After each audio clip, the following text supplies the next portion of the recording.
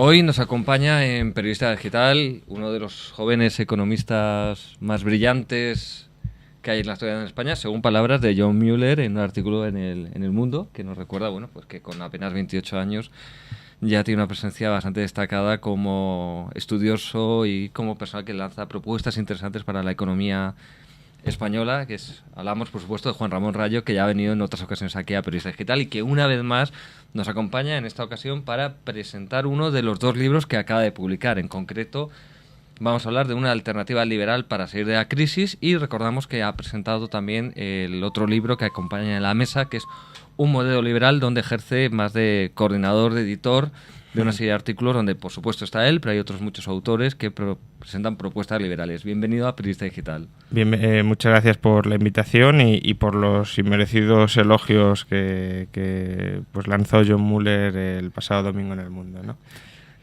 Sí, efectivamente, bueno, se han coincidido la salida de estos dos libros. El título, pues, puede resultar un poco parecido. La verdad es que si por mí hubiese sido, lo hubiese colocado un poco distinto, pero bueno, por temas editoriales y al final pues se han escogido estos dos títulos, pero yo creo que sí que se pueden diferenciar claramente. De entrada, pues uno lo he escrito enteramente yo, una alternativa liberal para salir de la crisis, y el otro simplemente he coordinado y he escrito algunos capítulos de un modelo realmente liberal.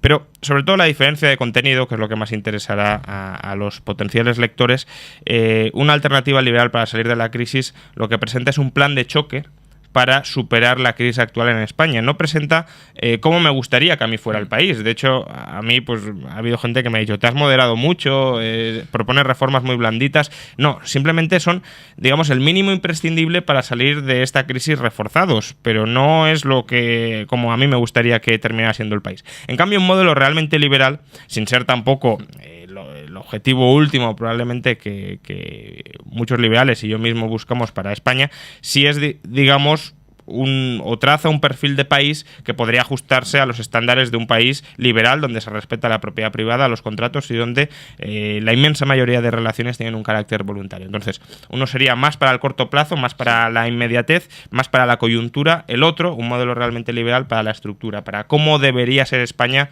en 20 años vista. De hecho, es verdad que lo que comentas de una alternativa liberal para salir de la crisis de la moderación, quienes te conocemos de hace muchos años, que bueno, algunos ya somos bastantes años que nos conocemos, sí que hemos visto que, bueno, pues en ese aspecto sí hay una maduración, que vas más al corto plazo y menos a la teoría, como podías ir hace años, quizá cuando eras más joven y estabas más... Sí, no, bueno, a la teoría sigo yendo, ¿no? Pero tiene que ser otro tipo de obras. Sí. Esta es una obra dedicada o dirigida a la sociedad española actual para que sepa que existe una alternativa.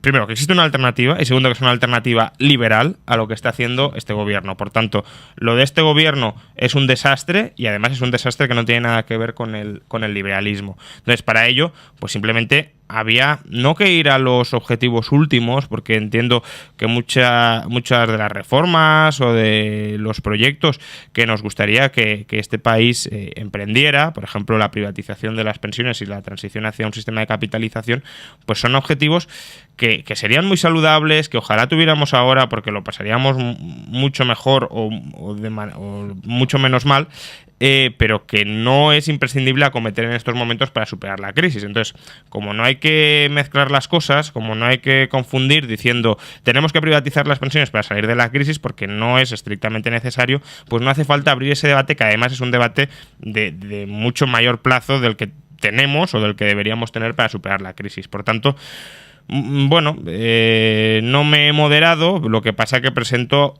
la alternativa más moderada posible para que tanto los liberales como los que no lo son, pero desean ver un país más libre y próspero en unos años, pues puedan suscribir conjuntamente. Sí. Tú antes has apuntado ya algo que justo es lo que bueno yo te quería destacar, ¿no? Ahí tu título puede sorprender mucho a mucha gente, ¿no? Porque es una alternativa liberal, bueno, igual que un modelo liberal, ¿no? Estamos hablando de liberal.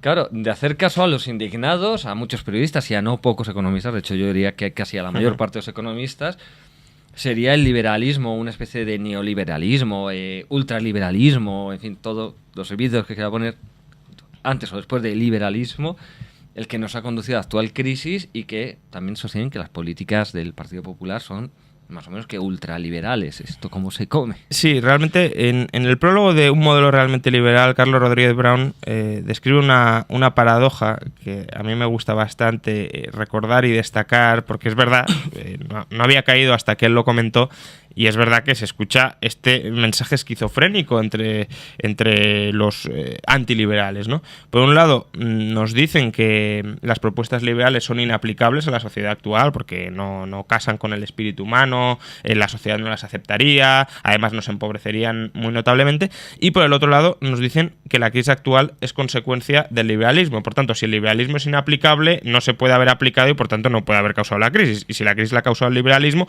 entonces es que el liberalismo es aplicable, ¿no? Lo que sucede es que en parte coincido en que las reformas liberales en una sociedad como la española o como la europea en general, que tiene poco apego, poco aprecio a la libertad, a la propiedad privada, pues son difíciles de ir introduciendo, pero precisamente para eso, para combatir esa traba, pues escribo, publico y escribimos y publicamos libros, artículos o damos conferencias de este estilo para cambiar las ideas preconcebidas, las malas ideas preconcebidas que una parte de la sociedad española tiene sobre el liberalismo. Por tanto, en parte es cierto que es difícilmente aplicable, sobre todo de sopetón, pero lo que es rotundamente falso es que se haya venido aplicando hasta la fecha el liberalismo. Primero, en el ámbito monetario lo que tenemos es un monopolio del Banco Central, que es la causa inicial de la crisis, es decir, la causa inicial de la crisis es la burbuja financiera que está originada por el Banco Central, monopolio público sobre la emisión de dinero, y que además concede privilegios a los bancos privados para que cuando deberían caer en suspensión de pagos por comportamiento extremadamente imprudente, no lo hagan. Y luego, si el origen de la crisis tiene un marcadísimo origen estatista del Banco Central, repito, monopolio público, desde luego la respuesta que ha dado el PP a la crisis actual es una respuesta alejada años luz del liberalismo. Si el liberalismo proponía algo, por decirlo sintéticamente, propone muchas cosas, entre ellas, por ejemplo, todas las que cuento en el libro, sería bajar impuestos, bajar el gasto, bajar el déficit, bajar la deuda y no socializar pérdidas. Y liberalizar la economía, ¿no? Y con lo que nos hemos encontrado ha sido que se han subido impuestos, se ha subido el gasto, se ha subido el déficit, se ha subido la deuda, se han socializado pérdidas y las liberalizaciones de la economía han sido extremadamente exiguas, cuando no se ha emprendido una nueva carrera regulatoria. Pensemos el más reciente ataque a las marcas blancas, a los supermercados, o la ofensiva contra las petroleras, acusándolas de pues pactar precios cuando prácticamente sus márgenes, no según los manipulados o los, digamos, tendenciosos informes, mejor dicho, de la Comisión Nacional de la Competencia, sino según sus hojas de balance y sus cuentas de resultados, sus márgenes son extremadamente estrechos, del orden del 2%. Bueno, pues con todo esto, el Partido Popular, una nueva ofensiva contra las empresas, una nueva ofensiva prorregulatoria. Por tanto, ha hecho todo lo contrario a lo que cabría esperar de un gobierno liberal. Entre la socialización de las pérdidas podría incluirse la nacionalización de Bankia y otras entidades, casi todas cajas, por cierto. Entonces, este tipo de medidas son positivas o, más bien, me temo que usted pensará que han agravado el problema. Sí, en el libro explico, en una alternativa liberal para salir de la crisis, que la crisis viene de tres burbujas. La burbuja financiera, que es esa expansión crediticia insostenible que genera a su vez la burbuja productiva. La cara más conocida de la burbuja productiva vendría a ser la burbuja inmobiliaria, pero no solo. Y a su vez la burbuja productiva, esa actividad extraordinaria, ese crecimiento desorbitado del PIB durante unos años, genera a su vez unos ingresos extraordinarios para el sector público que dan lugar a la burbuja estatal, a la consolidación de un nivel de gastos absolutamente insostenible. Entonces, la receta para salir de la crisis pasa por pinchar y sanear esas tres burbujas. Entonces, la respuesta que ha dado el PP para pinchar y sanear la primera de las tres burbujas, la burbuja financiera, ha sido efectivamente socializar pérdidas. Ha sido el agujero que tiene la banca tratar de cargárselo. Bueno, el PP intentó cargárselo a los contribuyentes europeos. Angela Merkel y otros gobernantes europeos, particularmente los de Finlandia y los de Holanda, le han dicho que no quieren asumir los agujeros de la banca española, y por tanto Rajoy, su segunda alternativa ha sido cargarle el muerto a los contribuyentes españoles. ¿De qué manera? Pues tanto a través de la nacionalización de bancos como a través de la constitución de un banco malo, que bueno, no es un banco, pero sí es una sociedad de gestión de activos, en parte integrada por capital del sector público, es decir, por dinero de los contribuyentes, pero sobre todo avalada en muchas de sus emisiones de deuda por ese sector público, de modo que las pérdidas que tenga correrán a cargo del contribuyente. Entonces, esto es un despropósito, porque desde luego no había que dejar caer a los bancos, que habría sido, o no a todos los bancos, desde luego se puede dejar caer a algunos bancos sin demasiados problemas. En Estados Unidos quiebran anualmente del orden de 200 bancos y la economía pues no se está cayendo, pero desde luego dejar caer a todos los bancos de manera desordenada podría ser tremendamente negativo. Pero eso no significa que los bancos deban ser rescatados por el sector público. Significa que hay que articular alternativas para que los acreedores soporten las pérdidas que ellos han contribuido a causar sin trasladárselas al contribuyente y sin liquidar desordenadamente la banca. Y la alternativa que comento en el libro es la alternativa del bail-in, es decir, convertir parte de las deudas de los bancos, de los créditos de inversores en la banca, en acciones, con una conversión no muy elevada de en torno al 20-30% de la deuda preferente y el total de la deuda subordinada, por supuesto, se podría recapitalizar el conjunto de la banca española sin que el contribuyente metiera un solo euro. ¿Por qué no se ha hecho esto? Pues porque eso implicaría obviamente que los inversores en la banca sufrirían parte de las pérdidas. El gobierno sí está proyectando hacerlo para los tenedores de deuda subordinada y de participaciones preferentes, pero no se atreve a hacerlo con los tenedores de deuda preferente, de deuda senior, que básicamente, o una parte importante de los mismos, son bancos alemanes y bancos franceses. Entonces, esto tiene que hacerse porque, primero, es injusto que los contribuyentes carguen con pérdidas que ellos no han contribuido directamente a causar, y segundo, porque económicamente no se puede hacer soportar a la ciudadanía española una deuda adicional de 100.000 millones de euros. Esto, además, es otra muestra clarísima de que no tenemos capitalismo, ni tenemos libertad de mercado ni liberalismo en el sistema económico y muy en particular en el sistema monetario y financiero actual. Capitalismo no es cuando gano y cuando pierdo me rescatan. Capitalismo es cuando gano, me lo quedo, y cuando pierdo y me lo como. Y eso es lo que este gobierno no está permitiendo hacer, ni este ni muchos otros gobiernos del planeta, y por eso la situación en el sector financiero, lejos de solucionarse, solo está provocando un agravamiento de la solvencia del sector privado. Cuando hablas del banco malo, dices, bueno, pues que esto al final será el propio banco malo creado desde el Estado el que decidirá a qué precio compra los activos tóxicos de las distintas entidades, y que esto puede dar pie a que, bueno, pues a ti, que eres amigo mío, te compro a tal cantidad sobrevalorado, a ti te compro a menos, a ti te obligo a venderme algo que en realidad no deberías venderme, que no te interesa venderme. Sí, efectivamente la reforma financiera promocionada por este gobierno pues recoge que el banco malo tiene el derecho y las entidades tienen la obligación de venderle los activos que el banco malo selecciona a los precios que el banco malo selecciona. Ayer conocimos cuáles eran los precios medios que el banco malo esperaba pagar, pero los precios medios no son indicativos de demasiado, porque, bueno, ya sabemos cómo funcionan las medias. Si yo me como 2 pollos y tú no te comes ninguno, la media es que nos hemos comido uno cada uno, ¿no? Entonces, aquí sucede 3/4 de lo mismo. El banco malo puede permitirse pagar precios sobrevalorados, muy sobrevalorados por activos que su valor de mercado o su valor previsiblemente de mercado, porque otra cosa es que, como comentábamos, como no se ha liquidado ningún banco, como no ha habido transacciones sobre activos tóxicos, no sabemos cuál es el valor de mercado de esos activos, pero bueno, es sobre el valor que probablemente exhibiera en el mercado, puede pagar precios inflados y, por tanto, inyectar capital en ciertas entidades a costa de los contribuyentes. Y en otras entidades podría hacer lo contrario.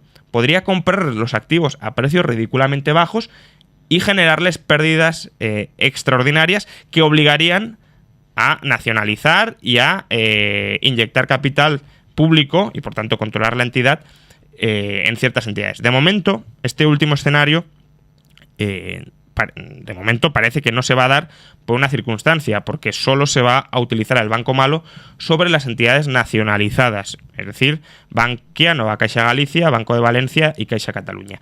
Pero nada obsta para que en el futuro el banco malo, de hecho en la regulación pues se prevé que esto pueda ser así, para que el banco malo también se dirija a otras entidades no directamente nacionalizadas, sino solo sobre aquellas en las que el sector público haya inyectado algo de capital y, por tanto, provocar una insolvencia sobrevenida de esas entidades pagándoles precios artificialmente bajos por sus activos y, por tanto, someterlas al control del poder político. Ese es un riesgo enorme que, de nuevo, ilustra que no tenemos en absoluto liberalismo, ni libertad de mercado, ni capitalismo en el sector financiero. La bota del Estado o los privilegios del Estado, según me convenga una cosa o la otra, lo contaminan absolutamente todo. Claro, además vemos que estos activos tóxicos en realidad son básicamente tema inmobiliario, suelo, edificios, vivienda, o sea, que de este modo también se impide que se reajuste el mercado inmobiliario en realidad. Y esto, una vez más, perjudica al ciudadano. Efectivamente, es que uno de los propósitos del Banco Malo, dicen, es ganar dinero, lo cual está muy bien, pero si se pagan precios inflados o precios no excesivamente realistas sobre los activos, es muy difícil que se pueda ganar dinero comprando a precios, digamos, de semi-burbuja, si lo queremos, para esperar vender a precios todavía más elevados. Entonces, como esto va a ser difícil que se dé, el Banco Malo dice que tiene hasta 15 años para rentabilizar esos activos. Por tanto, década y media podrá estar el Banco Malo reteniendo los activos en su balance sin sacarlos al mercado y rentabilizarlos, lo cual, en efecto, en la medida en que sea vivienda, suelo o promociones a medio terminar, serán activos que no podrán ver rebajado su precio y que no podrán reemplearse en el conjunto de la economía para generar riqueza. Ya no pensemos solamente, que también, por supuesto, en aquellas viviendas que podrían estar a precios de ganga para gente que está yendo de alquiler y que podría optar a comprarse una vivienda, sino también pensemos en la economía productiva. Es decir, un local comercial a precios de burbuja puede ser un local comercial que no sea rentable emplearlo en nada. Si tú lo rebajas un 90% de precio, que a lo mejor es el precio en el que se tiene que rebajar para colocarlo ya, tú puedes emplear ese local comercial como almacenes, como oficinas, como peluquerías, como laboratorios, etcétera. Es decir, lo puedes poner a generar riqueza, cosa que ahora desde luego no está haciendo. Por tanto, frenar el ajuste de precios, primero, impide que mucha gente acceda a la vivienda. Segundo, impide que muchas empresas se lleguen a constituir y se lleguen a rentabilizar gracias a un abaratamiento de los precios inmobiliarios. Es que esto, es decir, si lo pensamos bien, es gravísimo. Si debería haber un factor productivo en España en el que tuviésemos muchísima ventaja competitiva frente al resto de países del mundo, debería ser la vivienda y los inmuebles, porque justamente durante la burbuja hemos sobreinvertido de una manera exagerada en este activo y lo que tenemos son precios todavía altísimos, mucho mayores que otros países, y eso es consecuencia de que el sector público, ya sea el Banco Central refinanciando a los bancos o ya sea el gobierno rescatando a los bancos y trasladando los activos al Banco Malo y evitando que salgan al mercado para ser vendidos a cualquier precio, están evitando que los precios de los activos, de estos activos, caigan. Entonces, ¿por qué el empeño del gobierno en este Banco Malo? Hay antecedentes, cómo ha funcionado en otros países, pero ¿por qué esa fe ciega casi en este banco? Bueno, el ministro de Guindos siempre ha sido partidario del Banco Malo. Desde luego, el ministro de Guindos viene pues, de un ambiente eminentemente financiero. El ministro de Guindos siempre se vanagloria de escuchar a los mercados, de tener mucho contacto con los mercados.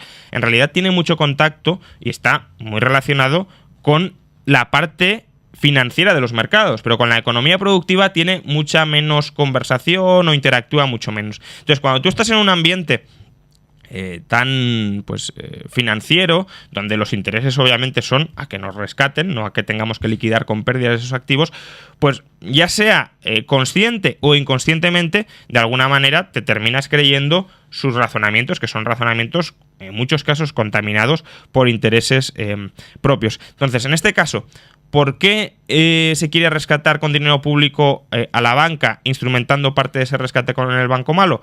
Pues porque se cree que la alternativa del bail-in, que es una alternativa mucho más razonable, mucho más justa y mucho más eficiente, y que además permitiría que el sector financiero fuera un poquito más libre y no estuviese tan controlado por el poder político, pues se considera que nos abocaría al descrédito como país, que se dejaría de financiar a nuestras entidades financieras, que el gobierno incluso tendría problemas para financiarse en los mercados. Es decir, justo la situación en la que estamos ahora sin aplicar el bail-in, porque el sistema financiero español sobrevive fundamentalmente porque el Banco Central Europeo, no otros bancos europeos, sino el Banco Central Europeo, de manera imprudente, le está extendiendo líneas de crédito ingentes, alrededor de 400.000 millones de euros, o el 40% del PIB español. Y luego, si el sector público se puede seguir financiando en los mercados, no es por el buen hacer de ese sector público, no es por el buen hacer del gobierno de Rajoy, que no ha tenido ningún buen hacer en este año de gobierno, sino porque el Banco Central Europeo ha avisado de que puede comenzar a comprar bonos españoles, con lo cual, como especulador, pasa a ser muy rentable comprar bonos españoles para que luego el Banco Central Europeo te pague un precio todavía superior por esos bonos. Por eso hay un movimiento especulativo de comprar anticipadamente deuda española.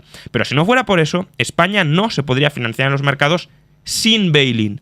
Por tanto, no hay excusa para no hacer un bail-in que lo que permitiría sería sanear esa burbuja financiera cuya insolvencia tanto contribuye a agravar la situación de la economía española. Si quieres que vamos a cambiar de tema, los políticos, tú tratas esto en el libro, insisten en que hay que crear un nuevo modelo económico y lanzan sus propuestas. Dicen, no tienen que ser ellos. Esto tiene que surgir de la sociedad. A ver, ¿quién y cómo debe crearse ese nuevo modelo de crecimiento económico? Sabemos que necesitamos un nuevo modelo de crecimiento. Eso es evidente. ¿Por qué? Porque una de las patas del falso crecimiento de la economía española durante los últimos años, que fue el sector inmobiliario, ha colapsado y no va a volver a levantar cabeza. A lo mejor deja de caer o se estabiliza, pero desde luego no va a ser el motor ni de la generación de empleo ni de riqueza de la economía española. Por tanto, necesitamos crear nuevos sectores productivos. ¿Dónde? Eso es lo que nadie sabe. Porque si lo supiéramos seríamos planificadores centrales que podríamos decidir el curso de la economía española con suma eficiencia, y eso sabemos que no funciona en ningún lugar del planeta. Entonces, más que preocuparnos por que se desarrolle este sector o este otro, o por impulsar el crecimiento en este, deberíamos preocuparnos por crear las condiciones para que los miles, decenas de miles o centenares de miles de empresarios que tiene o puede tener este país si no se les oprime desde el Estado, puedan implementar sus planes de negocio si ellos descubren que un negocio, que una industria, que una empresa es rentable en un sector concreto de la economía. Es decir, lejos de decirles qué tienen que hacer a los empresarios, lo que no debe hacer el Estado es impedirles hacer lo que creen que es rentable hacer. Y eso es justamente lo que está sucediendo ahora. Primero, con una fiscalidad auténticamente opresiva que despluma tanto a familias como a empresas de buena parte de los réditos de su esfuerzo, de su dedicación y de su ingenio, y luego con una regulación absolutamente asfixiante que o bien te impide de entrada que muchos negocios se puedan llegar a constituir, pues pensemos, no sé, en diversas industrias que están prohibidas o donde la competencia está muy restringida y muy contingentada, las farmacias, los estancos, etcétera, etcétera, pues ya de entrada en muchas industrias te impiden entrar. Pero luego es que si además te permiten entrar, estás sometido a regulaciones por todas partes. En el año 2008 se publicaron en España 800.000 páginas en diarios oficiales, incluyendo el BOE. Eso son no todas las páginas que se publicaron desde el restablecimiento de la democracia hasta el año 2008, sino solo las que se publicaron en el año 2008. Eso significa que cada año se publican en España 800.000 páginas de nuevas regulaciones. Eso es imposible que ningún empresario lo conozca, esté bien informado y luego, aunque lo conociera, lo pueda implementar con el mínimo rigor y sin enormes costes en su empresa. Y eso lo que favorece, obviamente, es la economía sumergida, el desprendimiento del ordenamiento jurídico, etcétera. Es decir, es un auténtico desastre que está pues pisoteando las expectativas de recuperación de este país. Sobre todo porque muchas veces esas normativas se contradicen unas a otras. Claro, no solo se contradicen unas a otras. O cumplo con la ley estatal y violo la autonómica y una normativa municipal, o cumplo la municipal, violo la autonómica y... Pero es que además no es que cada año se creen 800.000 páginas nuevas, sino que el año que viene se enmiendan las que se crearon el año pasado. Por tanto, ¿qué capacidad de previsión de futuro, que eso es uno de los elementos más importantes para todo inversor a largo plazo, como es un empresario, tiene un inversor o un empresario hoy en España? Ninguna. ¿Por qué? Porque es que la regulación está cambiando continuamente y por lo general hacia una dirección cada vez más opresiva, cada vez más restrictiva de las libertades y de la gestión empresarial. Por tanto, eso es uno de los muchos detalles que hay que corregir para que comiencen a emerger empresarios en este país. El otro claramente es favorecer el ahorro, y para favorecer el ahorro, al menos no lo persigas fiscalmente. Una pregunta que nos lanzan desde Twitter.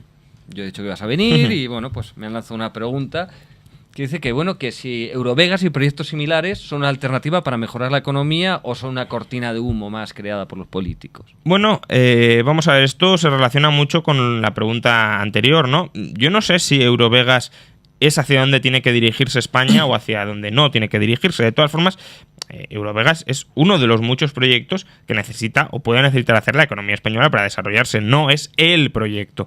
Pero desde luego, si un empresario ve oportunidades de negocio en ese sector, tiene toda la legitimidad y todo el derecho a tratar de invertir su dinero en conseguir ganancias para ese sector e incluso, me atrevería a decir, a negociar condiciones especiales en términos de tributación, en términos de derecho laboral para pues no ponerle cortapisas para que gane dinero si el negocio en sí, al margen de distorsiones políticas, es rentable. Otra cosa es que, por supuesto, esas condiciones especiales, lo lógico y deseable sería que se extendieran a todos los empresarios del país, porque si son buenas para uno, también son buenas para el resto y favorecen al resto, ¿no?